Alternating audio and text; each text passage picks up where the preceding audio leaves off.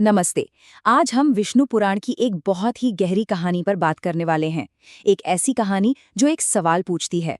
सोचिए, अगर सब कुछ खत्म होने वाला हो तो वो कौन सी चीज है जिसे बचाना सबसे जरूरी है? तो भगवान विष्णु की यही एक लाइन, यही एक पंक्ति, एक ऐसी परीक्षा की नींव रखती है जो पूरी दुनिया को बदलने वाली है। और ये कहानी, ये सिर्फ जिंदा बचने की नहीं है। नहीं, ये तो एक पूरी नई सभ्यता की बुनियाद रखने के बारे में है।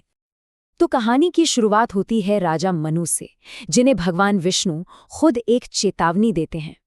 चेतावनी एक महाप्रलय की, एक विनाशकारी बाढ़ की, जिसे जल प्लावन कहा गया है। एक ऐसी बाढ़ जो पूरी दुनिया को, सब कुछ अपने अंदर समा लेगी। अब ये निर्देश सुनने में तो बड़ा सीधा साधा लगता है ना?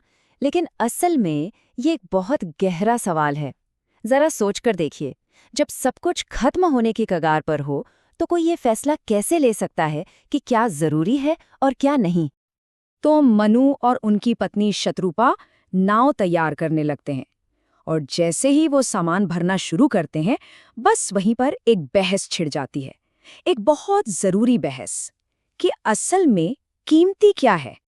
और यहीं पर कहानी का असली मजा शुरू होता है। शत्रुपा सवाल उठाती हैं। वो कहती हैं कि ऐसी चीजों को क्यों बचाएं जो कठोर हैं, बदसूरत हैं या खतरनाक लगती हैं।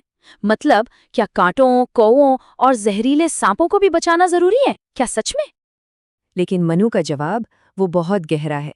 वो समझाते हैं कि सुंदरता और कुरूपता ये तो बस हमारे देखने का नजरिया है।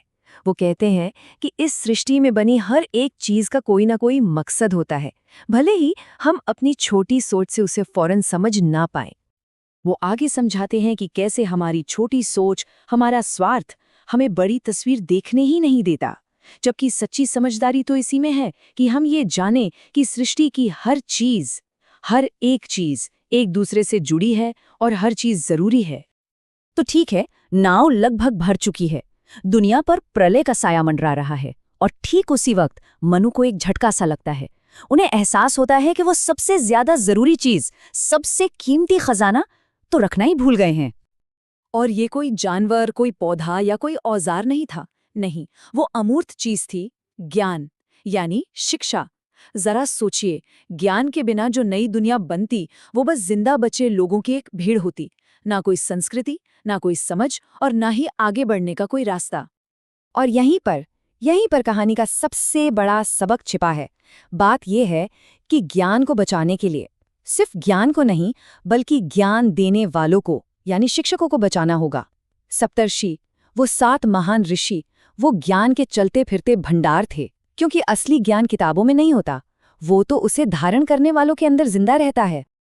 इसीलिए मनु घोषणा करते हैं कि मानवता के भविष्य के लिए एक शिक्षक का महत्व तो परिवार से भी बढ़कर है। और फिर प्रलय शुरू होने से ऐन पहले वो उन 7 ऋषियों को नाव पर लाने के लिए भागते हैं, और इस तरह आने वाली दुनिया का सबसे बेशकीमती खजाना सुरक्षित हो जाता है। अब जब पानी बढ़ना शुरू होता है, तब भगवान विष्णु खुद प्रकट होते हैं, एक विशाल मछली के रूप में, अपने मत्स्य अवतार में, जो उनके 10 अवतारों में सबसे पहला माना जाता है। मनु उस नाव को मछली के सींग से बांध देते हैं, और फिर वो मछली उस नाव को प्रलय के बीच से सुरक्षित निकालकर सुमेरु पर्वत की चोटी तक ले जाती है।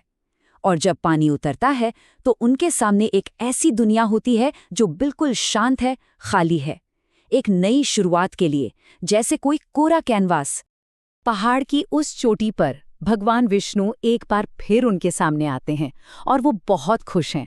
खुश इस बात से कि मनु ने परीक्षा पास कर ली, उन्होंने दुनिया की बाकी चीजों से ऊपर ज्ञान को चुना। विष्णु उन्हें समझाते हैं कि देखो, इंसान में दोनों संभावनाएं होती हैं, वो देवता भी बन सकता है और दानव भी बन सकता है।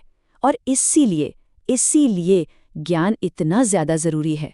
ज्ञान ही वो रोशनी है जो इंसानियत को सही रास्ता दिखाती है, उसे ऊपर उठने में मदद करती है और अंधेरे में गिरने से बचाती है।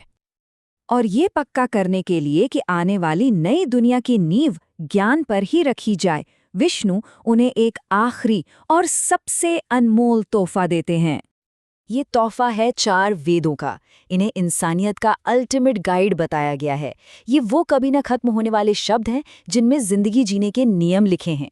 ऋग्वेद, यजुर्वेद, सामवेद और अथर्ववेद, ये 4 ग्रंथ ही उस नए युग के ज्ञान की नींव बनते हैं।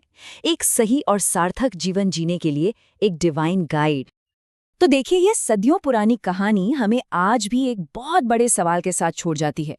हम जिन चीजों को बचाने का फैसला करते हैं, असल में वही हमारी आने वाली दुनिया की शक्ल तय करती हैं। तो सोचने वाली बात यह है कि अगर एक नई दुनिया बनानी हो, तो वो एक कौन सा खजाना होगा जिसे सबसे पहले बचाया जाना चाहिए?